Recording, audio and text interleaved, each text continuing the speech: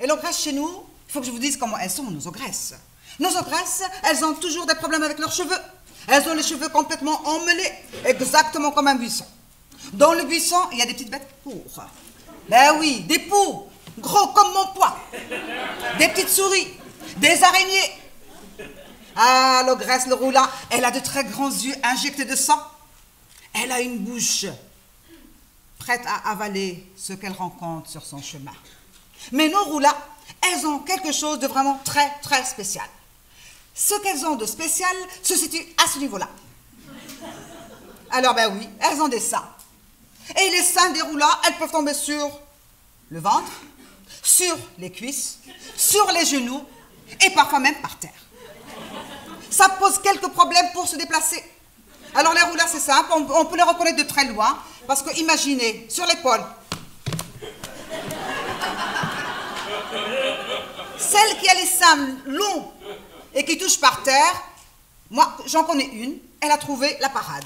Elle ramasse un sein, elle attrape l'autre, elle fait un nœud, elle les passe derrière, et comme ça, elle peut marcher tranquille. Mais comme vous m'êtes très sympathique et je vais vous donner quand même des conseils si vous venez chez nous, si vous rencontrez une roula, la roula, elle peut être très très sympathique. C'est simple. Vous croisez une roula, vous arrivez sur la pointe des pieds.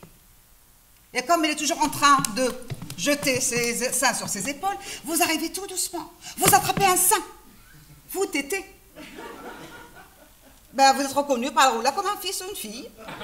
Et il faut dire aussi que l'odeur qui vous attrape, ben vous l'avez pour la vie. Ce qui fait que vous êtes reconnaissable. Parmi les ogresses, vous êtes toujours la bienvenue ou le bienvenu. Et justement, j'ai envie de partager avec vous l'histoire d'une roula, maintenant que vous savez comment sont les roulas. Cette roula-là, elle est installée dans la forêt, tranquille. Elle vient de dévorer un âne entier. Elle a détaché une côte, elle se cure les dents, et comme elle est rassasiée, ben, elle s'est installée confortablement, il y a un arbre derrière elle. Rien de mieux que, bien calée, elle se cure les dents. Et voilà que, il y a un enfant qui arrive. De saisissement, elle jette l'os, elle dit, mais qu'est-ce que tu fais là, toi? Et qui es-tu? D'où sors-tu comme ça? Ah, mais moi, je suis Mustapha, je suis le fils du gardien de la forêt. Et qu'est-ce que tu fais là?